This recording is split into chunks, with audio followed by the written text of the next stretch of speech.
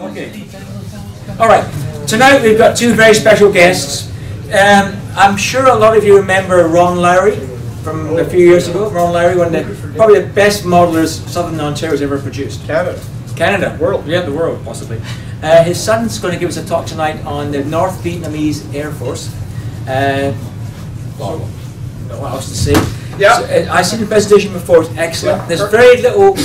Kirk Lowry and Stephanie are here tonight. They're going to give us, right? Yes, indeed. He wrote a book. Yes. And he's going to talk about the book. He's bought copies in tonight. I'm going to buy one. And it's about the top 3 Chinese aces in the Finnish Air Force. I'm kidding. Well, that's the American version. The Robin Old special. So, welcome to Kirk. You have the floor, Kirk. Thank you. Am I in the right position? Yeah. Yes, sir. Yes. Vertical. I have been in the other position. Don't trip on the line here. Well, thanks for having me. I became very interested in the subject, and I'm going to tell you probably more about myself and the Vietnamese Air Force. But I became interested in this subject and just assumed that nobody else in the world was, because that's the way it seemed. However, I've been very happy to find that actually a lot of people are interested in the subject, particularly if you're interested in aviation, of course, or if you're in modern conflict. History is a subject you're interested in. But primarily, I think people are interested because it's almost an untold story. And only recently have people been able to find out really what happened with the North Vietnamese Air Force. But for myself, I knew nothing about it until 1975. I was a teenager at that time. And is there anyone here who knew my father and came to his house, went to his house? Harvey knows. Yeah, you know what. So if you remember the house, forget about the models and all the books and everything that he had. Picture the outside of the house. There was a front yard, a backyard, and a side yard. This was a suburban house on a corner lot. And when I was 15 years old, the worst thing in the world was cutting the lawn. And that was my job every week. And I'm sure my father was downstairs whittling propellers, but I had to mow the lawn. And I hated doing this with a passion. And I did it all summer, and I survived, kept my feet and everything. But at the end of the summer, my father was very grateful, and he gave me a book. And the book was called Fighter Aces. Maybe a few of you have it on the shelf. Published in 1975, written by Christopher Shores. Back when the research into fighter aces was really just starting to become kind of a professional subject that we could find out the truth about. So at that time, my hero, well, and still my hero, was Werner Voss, a Fokker triplane pilot. There was a wonderful painting of him in his last epic dogfight against 56 Squadron by the famous British artist Michael Turner. So this was in the book. Oh, this was beautiful. I thought this was wonderful. But as I looked through the book, there were other paintings by Michael Turner, and there was one of a MiG-21 flying to intercept a Thunder Chief. I didn't really know about these airplanes. For many years, I didn't really consider jets worth paying attention to. I thought the ME-262 was the last good-looking jet. But this painting caught my interest because I thought, well, who's flying this against the Americans? It was a painting, of course, of a Vietnamese interceptor. And I had never heard of this. The Vietnam War had just ended that year, 1975. The Americans had already left, but that was when Vietnam was reunited. And I was kind of taken aback, like, who knew about this? They had MiG-21s and they were fighting against the Americans. So that was when my interest in the subject began, but for many years there was really nothing to learn about the subject. All we kept hearing about was this mysterious pilot, Colonel Toome, who I will talk about shortly. But there was really no information. Lou Drendel, a squadron signal, put out a very successful book called And Kill MiGs, which actually had photographs of Vietnamese aircraft, but there was very little information available about the subject. I kept an interest in it, and frankly, As I became 16, I was more interested in alcohol and women and things like that. But in the back of my mind, I kept that idea of the Vietnamese having an air force that could actually take on the Americans, or try to. And I would keep my eye open, and gradually things would, small details or a few photographs would appear, but very little. In the meantime, later in my life, I traveled with a friend to Southeast Asia, particularly to see Cambodia. But then I also went to Hanoi while I was there. My friend went to dive in Nha Trang, and I went to Hanoi. So I arrived in Hanoi. Has anyone been to Hanoi? Yeah. To Vietnam? Yeah. Okay. Hanoi is a city that you will get lost in immediately, and I was lost in Hanoi immediately.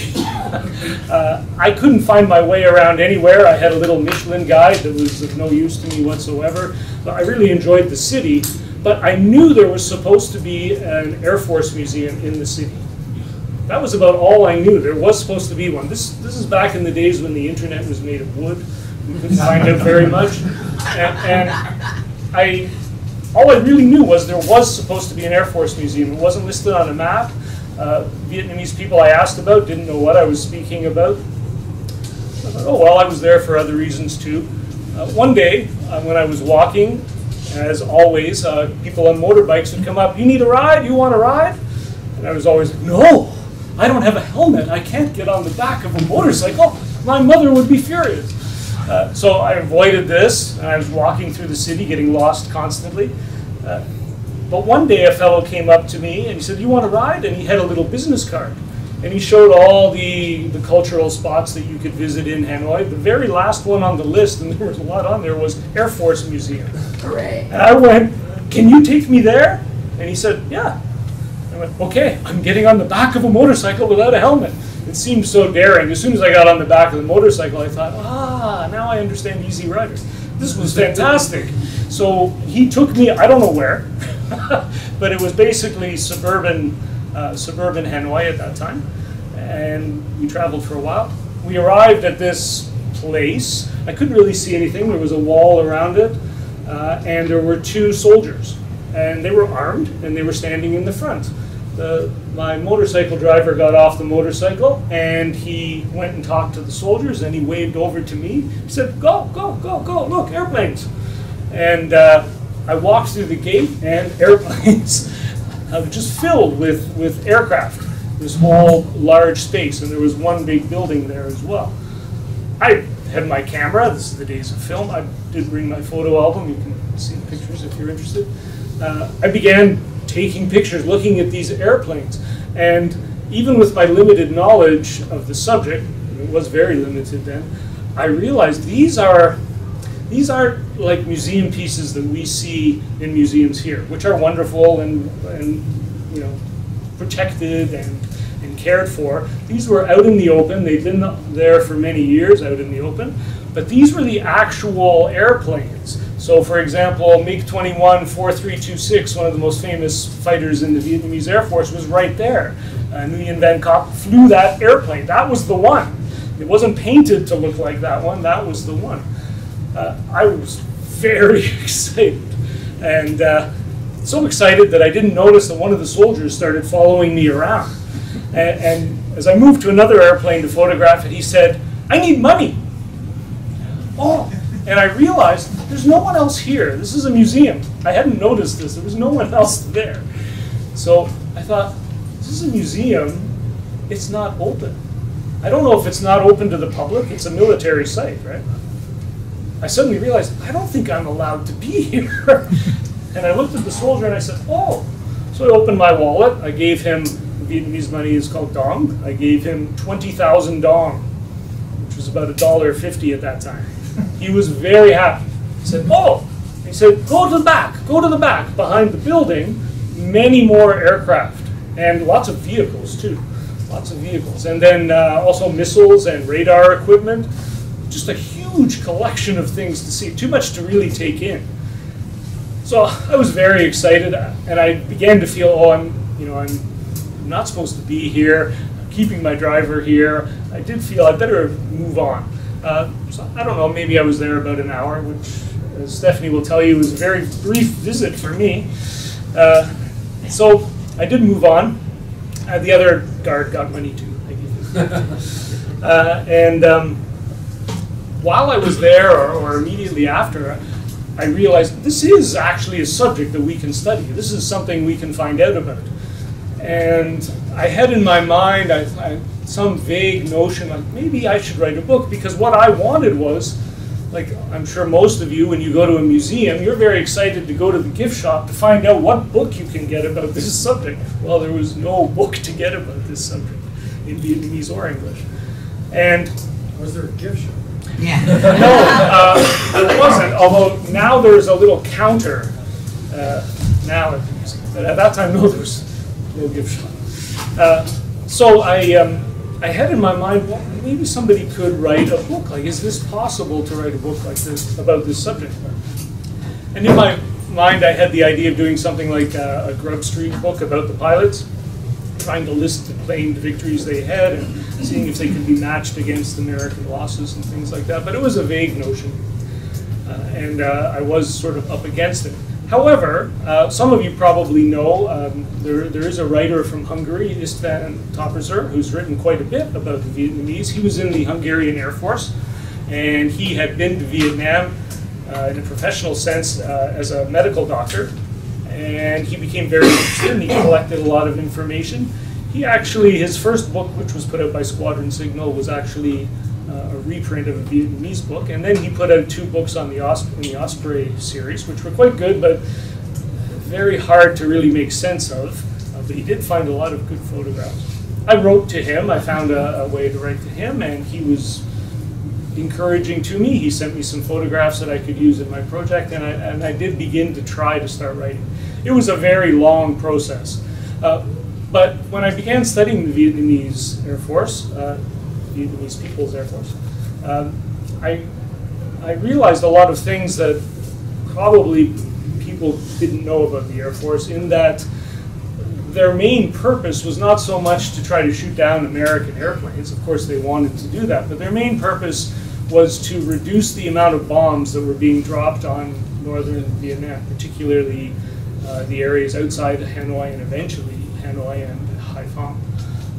And various bridges and sources of power. And they wanted to try to limit the amount of aircraft that could actually damage these targets. So they did this by attacking American aircraft, forcing them to bring escorts.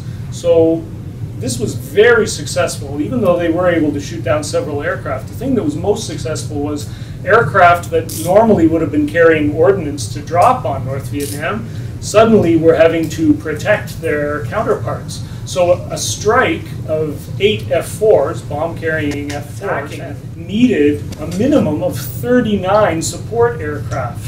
Eventually, once in linebacker dropping chaff, they needed actual escorts for the aircraft dropping chaff. They needed escorts for the bombers. Then when they sent reconnaissance planes, they needed escorts. They needed electronics, countermeasure aircraft flying around the area. So to get 8 bombers over North Vietnam took another 39 additional airships. So this reduced the amount of bombs that were being dropped. Also, the Vietnamese, they had very few aircraft, and they managed to keep the number of pilots at a reasonable level, but between servicing aircraft and losses, they had a hard time keeping units that could fight regularly.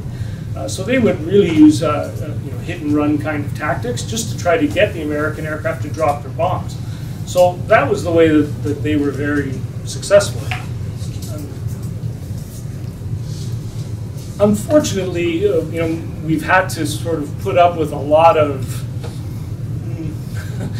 I don't want to call it propaganda, because every country does this in a war, but we really only heard the American side. So a lot of what the Americans said was just accepted as being true. And like every war, there are 2 sides to every story. A lot of what was presented just turned out to be false. And I don't think in most cases pilots were making things up. They were, fighter pilots are optimistic people, and they kind of exaggerated their success just as the Vietnamese exaggerated their success. But to get back to the famous Colonel Toom, he was supposed to be the top ace of the war, and apparently he was shot down by Randy Cunningham in a very famous dogfight on May 10th, 1972, at the very beginning of the linebacker offensive. Well, it turned out that this person never existed. There was no such person. It's not a Vietnamese name. There's no Vietnamese record of this person. The Americans said he had 14 victories. No Vietnamese ace claimed 14 victories. Nguyen Van Cop was the highest with claimed 9 victories. So I became interested in this story too. Randy Cunningham ended up claiming 3 victories that day over MiG-17s. I do think he got 2, but he didn't get 3. So this was another problem. When you go in to study this sort of thing, on that day the Americans claimed that they had shot down 11 Vietnamese aircraft. The Vietnamese lost 6 aircraft to the Americans that day. The Vietnamese claimed they shot down 6 American aircraft. The Americans lost 4. So everyone did this kind of exaggeration, but Cunningham made kind of a career out of his posts. And actually Lou Drendel, when he interviewed him to write And Kill MiGs, Lou Drendel asked him, how do you know you got Colonel Toon, how do you know you got their highest ace? And he said, oh, it's highly classified information, but I know it's true. Randy Cunningham ended up serving 8 years in prison for bribery and fraud after he became an American congressman in one of the biggest political scandals in American history. So I don't think he's really the most reliable source of information. But it just shows that it's very hard to pin down exactly what did happen in these battles. If you think about it, even more so than during the Second World War or even the Korean War, quite often pilots didn't even know what hit them. If they were struck by a missile fired by another aircraft, they usually didn't see the other aircraft. And the MiG pilots, the MiG-21 pilots, were using these hit-and-run tactics. Most times the Americans didn't see it. They didn't even say, I was shot down by another airplane. They said, oh, it must have been a SAM missile or anti-aircraft. I don't know what it was. So it's very hard to determine this sort of thing, the exact details. But that's what I was trying to do. And so I did eventually, it took many years, as Stephanie will tell you, sort of fits and starts to get the book written. And I used all sorts of sources. I did find some Vietnamese sources, a couple of excellent books. I don't read Vietnamese, but I've struggled to decipher certain passages of the book. And there are lots of sources published in English that have come out of Eastern Europe or out of Russia or former Soviet Union. So there is a lot of information that you can put together, and I was able to do that. And I did manage to actually print a book. I published it myself. And Stephanie and I went back on one of our trips to Vietnam, and we took the book with us, and I didn't really expect anything to come from it. Some people showed some interest, but most people weren't particularly interested. But you know, it's the way it is. Most people aren't interested in history these days. However, the last time we went, time before last. No, last time. October. I'm getting confused. Yeah, that's right. Last time we went, I took the book with me, and I went to the Air Museum. The people at the Air Museum know about the book. They're very happy to see it, and I left them copies, and they thought it was great, which made me feel wonderful.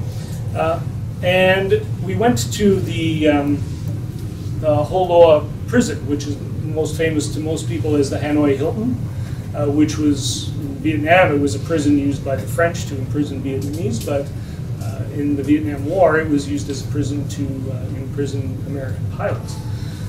And so we were at an exhibit there, and Stephanie noticed, wow, some of the photographs in your book are on the wall here. And she went off to a gift shop and talked to some person, and she had a copy of my book, and people in the gift shop got quite excited by the book. And then Stephanie rounded me up and got me to speak to some of these people, and they were saying, oh, we would love to have a book like this, but it's a government museum. All our books come from a government source. We can't order the book or buy the book from them. I wasn't really even trying to sell it, but they were excited about it. Stephanie figured out, well, these books that you have are published by a publisher here. How do we get in touch with them? I said, well, we don't really know, but we found out the publisher was about a 5-minute walk away, which, as I said, in Hanoi, could be a 50-minute walk to find it, but we did find it. And we got there and went to the publisher, and it was a very strange circumstance. Some woman was having lunch and she didn't want us to go in, and another woman said, "Oh, come in, you can go in." And we went up some stairs, and there were some more people eating lunch, and they said, "Go upstairs." I didn't even really know what we were doing. We went to the top floor, and then we sat in this dusty little room with wicker furniture, and a man came out from an office, and Stephanie described him as, he looks like the villain in a James Bond movie. And he came out, and he was rubbing his hands together, and he said, oh, he had a very soft voice. His English was perfect, the best English I've heard spoken by anyone in Asia, I think. It was amazing. So English was perfect. And he was very cordial, and he said, "Oh, why are you here?" And I said, "Oh, we just came to see the publisher." And I just said, "I have this book that I wrote." He goes, "Oh, let's look at your book." And we sat down, he looked at the book, and he said, "Not much interest in this subject here." Which doesn't surprise me, you know, it's like most people in Canada aren't interested in Canadian aviators either. But, you know, and that was fine by me. But he asked, "Why did you write this book?" He found it very strange that someone from Canada would be interested in this subject. And he did seem somewhat impressed that I'd been able to collect this much information. So I told him about, you know, why I was interested in the subject. And at some point I said something, I didn't do it to make money. It's not for profit. And he went, "Oh, not for profit." Well, then he started looking at the book again. He said, "We might be interested in publishing this if you're not interested in profit." But I know there's an air of cynicism to that, but to me it was like, oh, no, of course. Like, I'm not making money on it in Canada or anywhere else. Like, why not? And to me it was a real honor that someone in Vietnam would want to publish my book about, you know, a small aspect of Vietnamese history. So I didn't really believe it was happening. Stephanie kept telling me, he's serious, he's serious. So it turned out the next day they had a contract ready for me. At first they were going to print 100 copies. By the end of the conversation it was 200, and then when I got the contract it was 300. And he said, if there's a second printing, we'll pay you a royalty on the second printing. But so his aim was to put this in English, in museum gift shops, like historic gift shops, like at the Air Museum, at the prison, and different historic sites, to see if people like you, when you go to Vietnam, might go, "Hey, I would have been so excited to see that book. I would have bought it, of course." So it was a very kind of full circle, happy moment for me. And in part, unfortunately, you know, my father died long before I was able to even come close to completing it. But outside of mentioning him, of course, in my introduction of the book as being a big influence on me, I was able to contact Michael Turner, the artist, who had painted the picture that I saw in the book in 1975. He's still alive, he's quite an elderly fellow now. And he still owned the painting. No one had ever bought it, and he gave me permission to use the painting that I had first seen in 1975, which is the painting on the cover of the book. So to me, that was, at least in some circuitous way, a way of acknowledging my father for starting that interest in me, in that particular subject. That's about all I really have to say. I do have some photographs to show you if you're interested. I don't know if you have any questions. Questions? Yes. How much does the book sell for in Vietnam? I don't know exactly. 40,000 down? We figured it was going to be something like about $8 American. Wow. US. That's a good deal. Well, you haven't seen the book yet, have you? He's got some tonight. I do have some tonight. But yeah, it's much less than what I sell it for. But yeah. And I actually left out this kind of, Vietnam is an amazing country. It's one of the most efficient places I've ever been to. It seems incredibly chaotic, but people get things done efficiently there. It's really remarkable. So we were at this publisher. We were in Hanoi. We were then going into Cambodia to Siem Reap for a week or so, and then coming back to Hanoi for a few more days and then leaving to come home. When we came back to Hanoi, The publisher sent us a message saying, when are you leaving? We gave him the time. He said, so we were leaving on a Saturday, I believe. He said, if you can come Friday afternoon, we're not sure exactly what time, we can give you copies of the book. That's impressive. So it was about 3 o'clock, we got the message, the book is here. So they had all, like, in less than 2 weeks, printed copies of the book, and they gave me some copies of the Vietnamese edition. So very impressive, yes? So tell us what's in the book, how many pages, and what's the scope of it? So the idea behind the book is similar if you've seen the Grub Street book about aces. So basically the first half of the book is an outline history of the fighter regiments. I don't cover the transport units, or they didn't use bombers very much during the war, but they did have some bomber units. So it's just about the fighter units. So it's a history in the context of the period, explaining what the Americans were trying to do, what the Vietnamese did. That's the first half. The second half is a listing of all the pilots that claimed at least 5 victories, and then a biography of the pilot, as much as I could find out. Most of them are about a page long, page and a half, 2 pages. And then a listing of their actual claims, and then matching them up with, sometimes I could find out which airplane they actually flew, which maybe they were flying. And then, if possible, I was able to do it fairly well, match up American losses to individual claims. That's it, basically. I am working on a 3rd and last edition of the book, which will be about another 60 pages longer with more information that I found out. But that won't be coming out for the... Yes? Hi. Did you get a chance to meet any of the pilots? I haven't, and I'm really hoping that through the publisher I might have a chance to do that.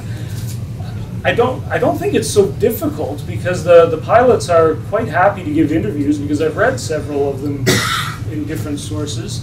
But I think it's difficult if you don't have a military connection. You almost need to know someone in the Vietnamese military. The only ones I know are the people that work at the Air Force Museum. So I don't know. We're going back in November. I am hoping against hope, so to speak, to see if it will be possible to arrange some kind of meeting or interview. Yes, oh. Are these pilots celebrated at all in their home country, or is there just this cloak of secrecy? No, the like Vietnam. pictures on stamps, for example. Sure, yeah. Vietnam is somewhat paradoxical in that there is this sort of air of secrecy. Yet on the other hand, there's this sort of complete freedom of whatever you're interested in is fine. So I haven't run into any limitation. I think it's more a case of young people growing up in Vietnam. They study the war for their independence in the school. I don't think unless they have family members who were involved, which many of them do, of course, they don't have a personal connection to that history. So I think for a lot of younger people there, it's definitely in the past for them.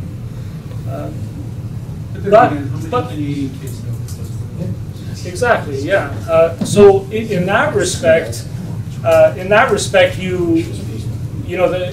Hanoi there are several spots where you can see different things. When my motorbike driver took me around. After he found out I was interested in airplanes, he took me to the Dien Bien Phu in the Sky Museum about fighting the B-52s. He took me to the B-52 lake, which is actually a pond in a residential area where part of a B-52 that was shot down fell into the lake. They've just left it there. There are several sites that commemorate the history. So it's there, and it's but more... But the exhibit is new. The exhibit is new, like only a year old, where the pictures are. So it seems to be people are starting to be interested. Well, yeah, I don't know. It's hard to tell. It's hard to tell. But I would say it's not so different from anywhere else. This book, can you see it? My book? Yeah. Yeah, I brought copies. Yes, a couple copies. No, you can't see it. It's a cloak of secrecy. Yes. So the Vietnamese published it, but in English or In English. in English? Yeah, because the publisher said, we don't think we would be able to sell it to Vietnamese people. There are some books in Vietnamese about the subject. I have one incredible book. It's 900 some pages. Stephanie Buckhouse. It's a Vietnamese history of the fighter units. So that they do write about it, but it's kind of a So they published it in English. yeah, because they think people like you, when you visit Hanoi, will go like I would have. I would have been so excited to buy this. Did they give you a report of how many copies have been sold so far? No, I haven't heard anything, and there's a part of me that thinks maybe I have the only 5 copies. I don't know. I honestly don't know. He's being humble. He's being very humble. So we are going back in November, so we'll go to the publisher. They asked me to do some more writing for them. This looks like a perfect book for either Osprey. Well, Osprey. Squadron Signal to publish. You can actually make some. Well, Osprey has actually, through Dr. Sven Topperser's books, he's written 4 books for Osprey now, and they're excellent. The first 2 are a little difficult to put things together, but the last 2 that he put out only recently. One of them came out since I wrote my book, and one was just before. They're very good books. So I don't think Osprey would be interested. I don't know. Squadron Signal? Maybe. I don't know. There's a part of me that is kind of wants to keep control of it. I was surprised how, at least by my expectations, how easy and successful it was to self-publish it here. I found a publisher and printer in the area, and to me they did a very good job. I was very happy with them. I don't know, I might see when I finish the 3rd edition, I might get a little more serious about trying to distribute it. Honestly, I didn't expect anyone other than no one to be interested in it. Yes? In your idea, why the Americans lost that? The whole war? No. Or the... Just the Air Force. Well, they didn't. The Americans certainly did not lose the air war. They did not lose the air war in Vietnam, but they didn't win it either. And you know, the Vietnamese seemed very realistic in knowing they could never defeat the Americans. They could never drive them from the sky. The Americans kept coming, and they couldn't really hope to do anything other than irritate them. But a big thing that is almost never mentioned in American literature, in fact, I don't know if I've ever seen it, is the Vietnamese government felt a responsibility to show that they were defending their people. If the Americans could just come over at will and bomb them, how are they supposed to convince these people that they are a responsible government? And this is different than a lot of the other wars where the American Air Force has finished things off, where the people didn't want the government that was there anyway. In Libya, not too many people were defending Gaddafi. But in Vietnam, it was a different issue. This was a war for liberation and reunification, and they were really trying to make their people's lives better. So they took the defense very seriously, whereas I don't think the Americans quite understood that they would just keep trying. And even limited success to them was success. Do you, in your book, again, I'd like to take a look at it, of course. Do you mention the missile anti-aircraft systems? Only in a few references to the specific incident or air battle. It's a separate subject, and I am thinking of trying to write something about that, but with my snail-like attitude, that might be a decade or so. but no, that would, to me, is a separate story, because although their air defense was very integrated, they actually combined their air force with the missile units and the anti-aircraft units. It was one command. They kept them separate, and the aircraft were basically to fly at either very low altitudes or high altitudes, and they left the middle ground to the missile units. I see. So I mentioned them, but it's certainly not a history of them at all. Question there? Yeah. I've got 3 suggestions for you. Okay. I spent 15 years in book publishing. Mm-hmm. I'm an aviation nut, and you need to talk to a guy named Larry Milbury. I know Larry Milbury. Okay. Because, and I would actually, as an acquisitions editor and general manager, I would actually eventually write, hold on to your rights and hold on to your... Well, I only gave up the rights for Vietnam. Yeah. They put worldwide rights in, and I said, I just want that in Vietnam. Hold on to your creative juices. What you sounds to me like what you need is a good distributor. I'm sure that's true. I know Larry Milbury because my dad did artwork for a lot of his books. and I haven't seen him for several years. I met him at Aviation World once. Oh. But he doesn't publish things about Vietnam. It's all Well, the Canadian. only reason I mention him is Yeah. he's got such a network Of and he carries connections. other people's books. Yeah, And no, I'll you're probably right. do a good deal for you. The second suggestion Yes. is every embassy has military attaches. Yeah. So if you need an inroad into the People's Republic of Vietnamese Right. Air Force, there's probably a lieutenant colonel in Ottawa waiting to hear from you. Yeah, Who will hook you up with, and give you the official, because as an You're probably correct. I did, the very first copy to go out of my hand was sent to the Vietnamese embassy. And I sent it to the ambassador, he was so thankful, but I'm sure it just went in a pile somewhere. That's exactly what happened. Because So, when I was spent another 20 years in television and film, and the way I cracked getting permission and access to the French in Chad was through don't go to the top, find the guy who's the military attaché, and he'll hook you up with that's a good idea. the people. And here's their number, I've got it right here. Yeah, no, that's a good idea. I also have an ex-friend who's a colonel, who Canadian Forces colonel, and he was in Ottawa for many years, and he's now retired. But he might even know, so you and I should talk, and I'll find you this guy. Yeah. Don't just try Ottawa, by the way. Try the U.S. Like I got hold of the Australian embassy in Washington to get my naval contacts. Right. So I don't know about Vietnam, but it might be that you might have a better shot there. They are talking nowadays. Yeah, well, well, actually, yeah. That's no, why I said actually, it. Vietnam and the United States are pretty close Yeah. because the South China Sea. Yes. Thank you very much. That seems kind of obvious, but I didn't think of it in such a direct No, way. exactly. Military attaché. Yes. Did you find any evidence of Russian or Chinese pilots No, participating? no, there were no. This is interesting. There's only one documented case of a Russian pilot being involved in a combat situation. It's in the book, and he was flying. I have his name, but I don't recall his name. He was flying on a training flight with one of the pilots who became an ace, actually, and they were attacked by the brace, two F-4s, and they maneuvered to miss several missiles, and eventually they ran out of fuel and they had to eject. That's the only case of a Russian being in combat. No Chinese were. North Koreans were, though. North Koreans volunteered to fly for the Vietnamese, and they did fly in combat and claim victories, and they suffered losses too. Were they Vietnamese aircraft? Or North Korean?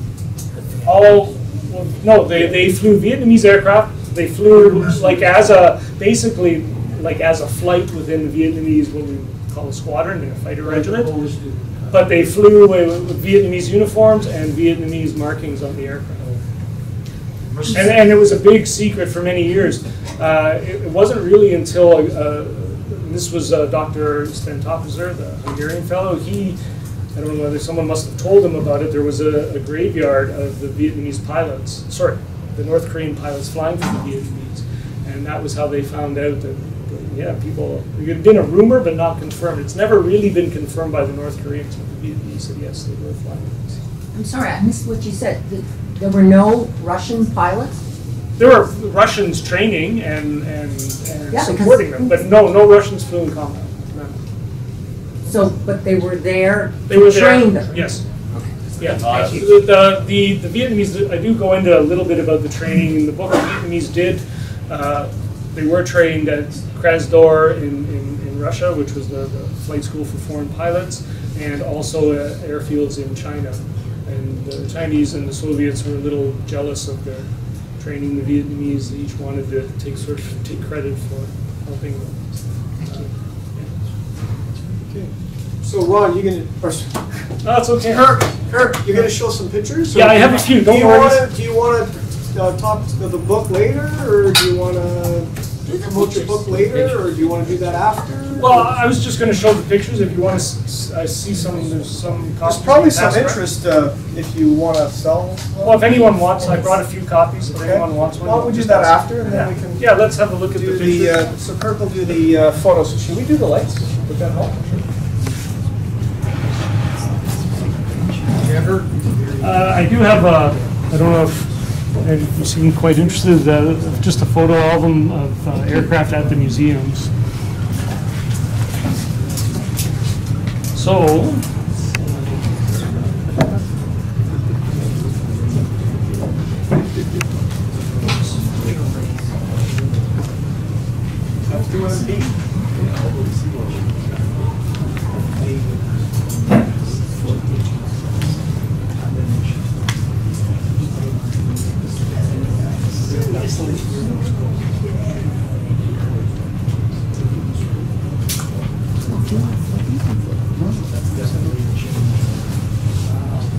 so when you go to Hanoi, you can still see Comrade Lenin.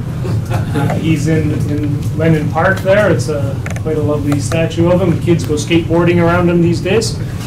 And right across from where he is the military museum, the Armed Forces Museum, which has some aircraft, but also, I know a lot of you are armor builders. There's also armor there. Lots of different things. If you're interested in seeing military vehicles, Vietnam is the country to go to. You can see many. So that's at the Armed Forces Museum, the Ba Dinh district in Hanoi. That's sort of like the gate guardian. That's right where you walk in. And it's probably the best preserved MiG there, and it's not the best preserved. It now has a cover over it. They put a big cover over it. It's still in the open, but it's covered. So they care about it. It's been declared a historic relic. So they don't have any flyable ones there? No. Well, I mean, I think they still have some flyable MiG-21s, but they're still with the Air Force. Yeah, this is some detail of it. And usually when you see the aircraft, they're surrounded by a garden. That seems a very common theme to have a garden around. Are those mission markings? Pardon me? Those are mission markings. No, those are victories. But different pilots. No, they gave the victories to the aircraft. Yeah, right. So the red stars on the aircraft are victories that were claimed in the aircraft, not by the pilot, the single pilot. So that's when you walk into the museum. There's the old citadel, and you can look down, and you can see all sorts of vehicles. You can, as you notice there, you can walk all around them and almost climb all over them.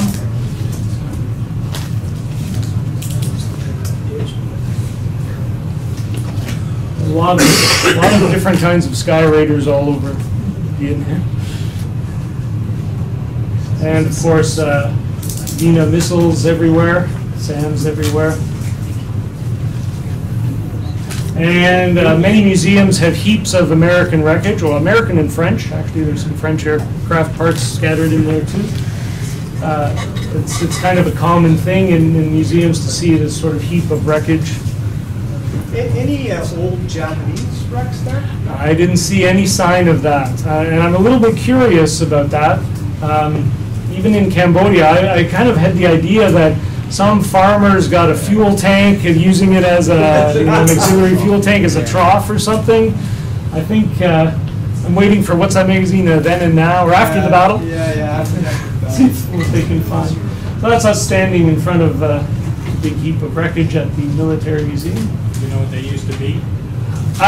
You could probably get pretty serious about that if you want. I haven't. That one right there, you see that rondelle or the insignia? Yeah. I think that's South Vietnamese Air Force. Oh, that's American Navy, I think. Either that or early Air Force. South Vietnamese or yellow one. Yeah. I don't know. I see a Fokker TR-1. That's one, I would have noticed that. I thought it was a Fiat. A Fiat. So as I said, I know a lot of you are armor builders. There's lots of armor to see. I get a little bit confused. There's several tanks that crashed through the gates at the palace in at that time Saigon. This is one of them, but it's not the first one. The first one is still in Ho Chi Minh, but then there's one inside the museum too. There's several of them. and there's even a T-34. It's rusting away. I picked off a piece of it to give to my son. He likes T-34s. You just peel off a piece of iron. And this is a MiG-17. It's not the original 2047. The original 2047 is at the Air Force Museum, but this aircraft became famous because it was involved in, well, not this one, but it's supposed to represent one that became involved in when the Vietnamese attacked the 7th Fleet off Vietnam. Excuse me, Yes. if I may. So there's no way of identifying which pilots flew which aircraft? Yeah. Well, if you get a chance to see the book, I've been able, I mean, not that I've identified, I've found different sources. The F.M. Gordon book on the MiG-21, I don't know if you've seen that, it's a huge book on the MiG-21. He lists almost all the aircraft that the Vietnamese had, and I've been able to use his list of serial numbers with some photographs and things and records, and so I've been able to figure out some. Okay. And with the more famous aircraft, those have been documented by the Vietnamese. Okay. So the ones that have 12 or 13 victories on them, they know who got them. But different pilots use use 2047, for instance? Yes. Yes. Okay. Yes. Thank you. How many aircraft were in the Vietnamese Air Force at the peak time? We talking hundreds of airplanes? It's very hard to know exactly. I think probably the most serviceable aircraft they had at any one time was about 50. However, because they had lots of problems with serviceability, mainly because of the weather. Yes. The humidity is dreadful for jet aircraft, and also they didn't have mechanics. So like, this is the pilots, but most of the pilots had never driven a car. They learned where they drove a car. And with a lot of the mechanics, they had never seen this kind of technology. So the mechanics deserve a tremendous amount of credit for keeping the Vietnamese in the air. But serviceability was a big issue. And generally, sometimes they flew in groups of 4, but generally there was just 2 aircraft. And they might, in a day, they might be able to launch like 20 sorties. Less than 1 American rate. So the Russians were supplying them with spare parts as well? Yes, they were. And I have a little bit in the book about that too. Eventually, Soviet ace from the Korean War went there, and he helped them straighten out their supply problems. But it was that kind of logistical thing was a big problem for them throughout the. Stephanie loves 5121. I can't get her away from it. You can see one of the F-5s back there. There are a lot of those around Vietnam too. If you're, well, I'm trying to promote people to go because, if you like a little more adventuresome travel, Vietnam is such a wonderful place to visit, and there's nothing like street food in Vietnam. It's absolutely amazing, right? And you sit in those little stools and have your meal. Yeah, easy. No, seriously. Easy for you. Yeah. Yeah, it's wonderful. I guess I'm trying to say, actually, we met a couple from England. He's in the RAF. He had served in Libya, actually. And he was visiting, and he was dragging his wife to every air museum. But she loved Vietnam, too, because it's just such a great place. There's so much to do, there's so much to experience there. So a previous trip, we had gone to Cambodia, but also to Laos. So the best preserved airplane I saw in Southeast Asia was this MiG-21, Laotian MiG-21. I think they only had about 14, and they had a very hard time because they literally had about 6 pilots or so that were able to fly the airplanes. But it's a beautiful little museum in Vientiane, the capital of Laos. Very hard to find, but we found it. Yeah, so this MiG is in very comparatively good condition. So you can tell the stencils here are all in Cyrillic, they're in Russian. This would be further problems for servicing.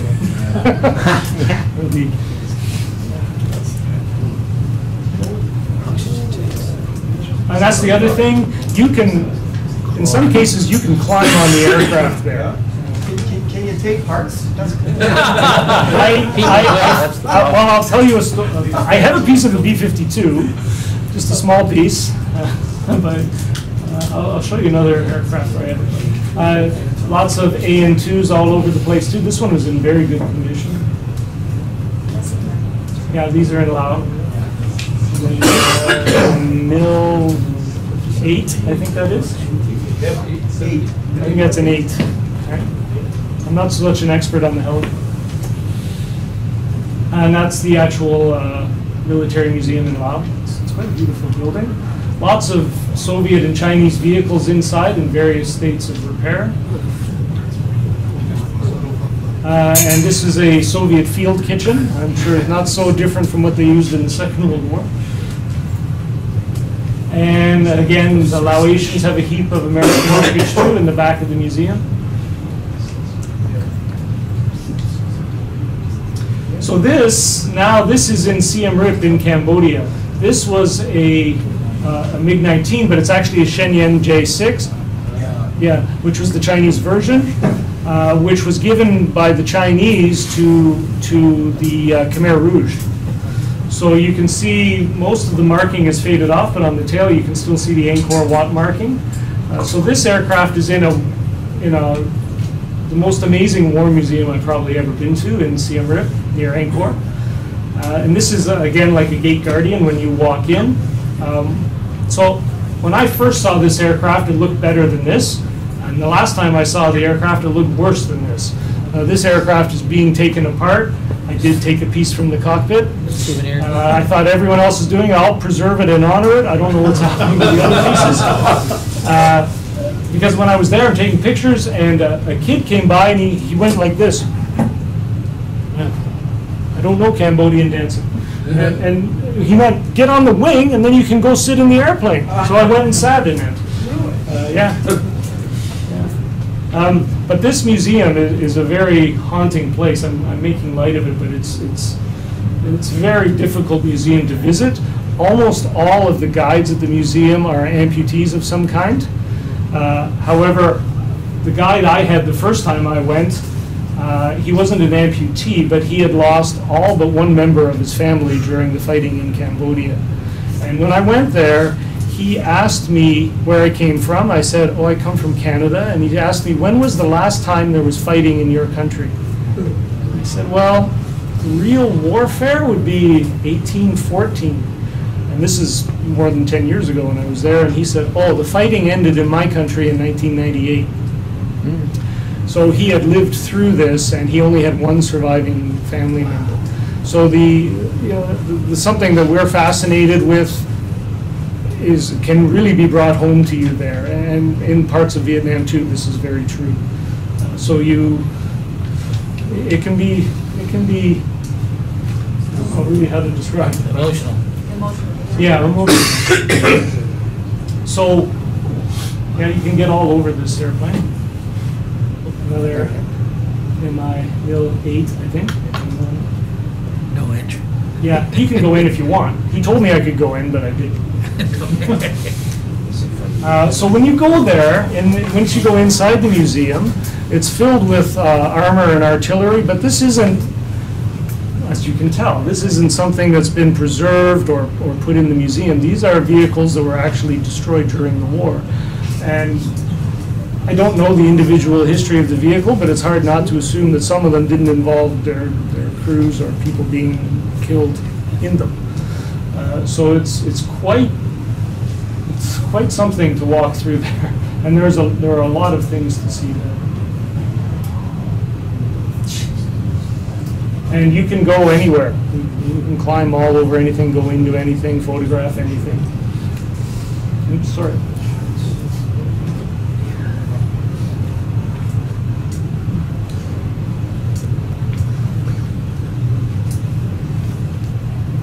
So almost all of these were used in the Khmer Rouge period when Vietnam invaded or liberated, depending on your perspective, Cambodia. And then while we were there, this is like I don't know if it's actually a Katyusha rocket launcher, but it's a rocket launching vehicle while we were there, someone was burning leaves, and there was no sound. It was very eerie. Very eerie, and they told us it had been a minefield. So it's walk here. We're trying to clear the mines. And then while we're there, a young family was having their lunch. Very odd. Oh, jeez. But Stephanie, Charlie. Stephanie revealed her inner Khmer Rouge. But you can just, they have these things there, you can just pick them up. Then you can't fire there. It's not one of those places where you fire, fortunately. PG. Yeah, you quite enjoyed that. I did enjoy that. AK. How far is Angkor Wat from there? From where this is? Yeah, from the museum. About 6 kilometers. Oh wow, is that close? You're very close. Yeah, very Yeah. close. Yeah. Yeah, I walked to this museum from where I was living. So from the center of Siem Reap, maybe tuk-tuk ride, 15-20 minute tuk-tuk ride. Or Very less, close, yeah, or it's less, close. yeah. Like $2 or $3 and you're there from Yeah. the center of. I don't know if we have any of the airliner types here, but Asian airports are a great place to see different schemes and some different aircraft. And again, there's I mean, they have the security inside the airport. That's the same as anywhere. But there is the airports seem to have lots of big windows. You can see the airplanes. You know, you go to Pearson, you don't know it's an airport, you don't see airplanes. But here, in almost all the Asian airports, you can really They have appreciate- observation decks in Tokyo, Yeah. and Oh, yeah. they have all the marking, the liveries of the aircraft. So you can tell identify by the them? tails where they're So from. nice. It's excellent. It's like, hey, we're all a bunch of train, airplane buffs here. Yeah. Great. Plane's fun. Train? I meant. These are photographs taken at the airport at Hanoi, which was the airport that the MiGs used during the war. So, was that a civilian airport at the time or a military? No, it was a military airport at the time, but the civilian airport was actually where the Air Museum is now. Ah. It's not an airport. Yeah, lots. Yeah. Avoid. Another one to avoid. And this is just taken while we're having lunch. They are. They land hard. And again, the best airport food in the world is in Vietnam. No doubt about it, right? It's unbelievable. Lots of How do you pronounce pho. So then this is taken with my zoom. This is off the airfield perimeter, but you can see there's some MiGs there. And not exact. I think those are Avias, not Avias. I'm not sure what those are. But then I don't know what those helicopters are. But that's way off the airfield. Those airplanes have been sitting there for years.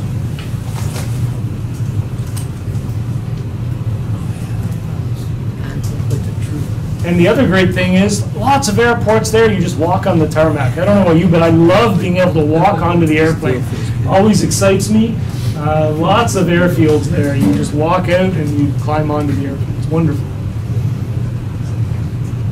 The only problem is Stephanie has to take a picture of me every time.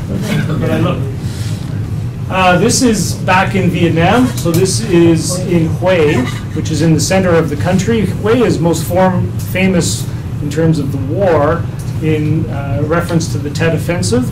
Hue was the city that was actually taken by the Vietnamese regulars and held, and then there was a terrible battle with the South Vietnamese forces and the Americans trying to take back the city, which they eventually did. So this is in the old citadel part of the city. They have a small museum there, and there's still lots of damage from the war. They're gradually rebuilding the imperial city. But there's a small area of vehicles here, and this MiG-21, oh my goodness. I don't know if it's still there. It's really deteriorating fast. But you can get some good pictures of it. Excuse me. Kirk? Yes. Excuse me. They all have 4 digits. Is there a reason why they use 4 digits? That was just, they call them Bort numbers, like that's the Soviet the number system, and they just gave them numbers. I'm not sure. I don't know whether the Vietnamese assigned the numbers or the Russians assigned the numbers. However, I believe the Vietnamese did because the Chinese manufactured aircraft had the same kind of numbers. So I think they coordinated the system. So I think the Vietnamese applied the numbers. So in other words, they're in sequence? There's a 4-6? There is like a lot. If they would get like, 12, maybe 21 F-13s or whatever, they were in a sequence, yes. Yeah, so that's how you can help identify who's flying what. And the aircraft kept its number. It wasn't like it would change. They did have a serial number in addition. It's not a serial number, but it is an identification. Lots of different weapon systems to look at. Lots of armor there. There's your M48. Yeah. Yeah, there's quite a collection of American armor there. So this is the actual Air Museum that I told you about visiting in Hanoi. Since the first time I went, there was nothing really around here. This was taken a couple of years ago now, and there's a big shopping center across the street, and I took this picture from the shopping center. So Stephanie did some shopping. I took some more pictures, and then she came and waited on the steps for me for another hour. And she walked around the whole place too. So you can see here, this anti-aircraft gun is also a historic relic. And they put this cover over it. They've started to put these kind of covers over some of the aircraft at different museums too. That's almost the extent of preservation for them.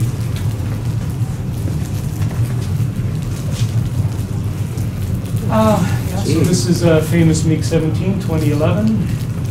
It's in pretty rough shape. But it does show that, that sort of idea about Soviet aircraft being hardy. Yeah, they're hardy. That's the real 2047, which was used to attack the elements of the 7th Fleet. And they made special bombs that they could drop. And they blew up a turret on a U.S. destroyer, and they lightly damaged a cruiser as well. It was the first time the American fleet had been attacked since the Japanese had done it from the air. That's the famous 4326, my personal favorite. So William Van Kock flew that aircraft. He was their top ace. He flew that. The little amphibian behind it has a South Vietnamese marking on the back. Well, it's when you see it, I have it, and that's just missiles. So it looks like it's South Vietnamese because the way the color is faded, but it is the. Oh, is it orange? Yeah, it is. And this was an indigenously designed seaplane. They only made a few copies, but it was made by like a university student program in Vietnam.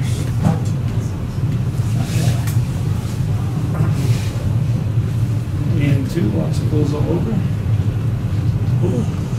That's one of our favorites. So it's a MiG-19, but a Chinese one. So it's Shenyang J6, 6058. And these have just been added recently, Su-7s. So I guess they were in service until recently. Those were not used during the Vietnam War. They didn't get those till after the conflict. And this is a Mil-4, I think. Which was used when Ho Chi Minh had to fly somewhere. So this was used for his presidential helicopter. Yeah. Air Force One Vietnamese style. This was another indigenously designed airplane. There were a few of them. They only built a few copies. And Delphin, Czech jet trainer. Used to train the pilots. It's lots of equipment. The radar and missile people are very well represented, and as I said, because the services were all combined, most of the museums feature a lot of the radar and missile equipment as well. It's a Trinier. We'll check Trinier. It's a Cessna that the Vietnamese got after the fall of South Vietnam. This is the Mil 6. Yeah, the photo doesn't do it justice. It's really an impressive machine. It's meant to carry troops, though. That's the difference. Yeah. Could you go back one photo? Yes. I think that's an L-19. Oh, it is. It's a bird dog, but the Canadian Army used to fly that. Yeah. Yeah, so it's just so you're right, it's a capture boat. Yeah. Not from us. No. I think it was a South Vietnamese one. Yeah. Because in the linebacker phase, they started to use South Vietnamese spotters to replace American spotters. Otherwise known as a Cessna. Yeah. Yeah, my dad had a Cessna. The CIA used those over there too. Yes, in Lao. America. That's why, if you noticed in the Lao picture I had with all the wreckage, there was one of them there. Oh, right. Yeah, it's quite a machine. They used these to transport MiGs to safety when they knew American strikes were coming or they had aircraft exposed. They would actually fly the MiG attached to the mill and fly it to safety. There are photographs of them carrying. Now, when you asked about Russian pilots did fly the helicopters here. Not in combat, but they did fly the helicopters. The Vietnamese learned too, but the Russians were there to help with the transport. Stephanie's not afraid of anything. That's one half of it. That's from the midsection. It's a big aircraft. Pretty impressive. Wow. That, of course, is after the war. Another F-5. This was a South Vietnamese F-5. So they transported them all the way to Hanoi? The F-5s? No, they kept them in service in the South when the South Vietnamese government fell. They mainly kept them in service. This one, I'm sure, just came to the museum. Oh. Yeah, I don't think they ever flew from air bases in the north. I'm not sure of that, but No, you're quite right. yeah. They used them as part of their Air Force. They did take them on until they ran out of spares. Yeah. And actually, the Soviets were very happy. They gave them a couple of copies. They got to fly them against them. That's the actual building of the museum with the Mina missile there. And inside the museum are all sorts of artifacts. It's a pretty interesting museum. A lot of the signage is in English, but it's in Asian English, so it's a little difficult to read. But you can match up what they've done in pieces of the wreckage. They have the date that the wreckage was shot down. So I'm still kind of assembling photos that I took and matching them to different claims, because they marked everything like that. So it's actually quite informative. And when I took the book, that's the staff, some of the staff at the museum, they were very excited by the book, and so I got to have my picture taken with the statue of Ho Chi Minh. Statues of Ho Chi Minh everywhere, of course.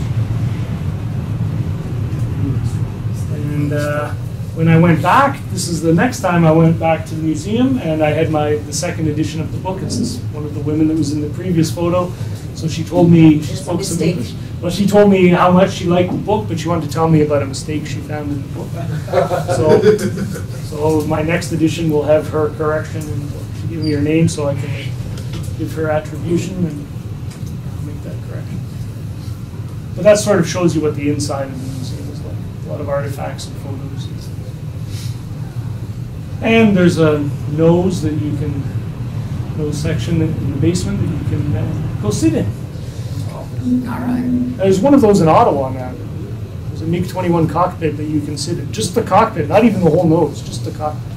Probably East German. Yeah, it is. Yeah. And that's a 50-20 right by the entrance to the museum.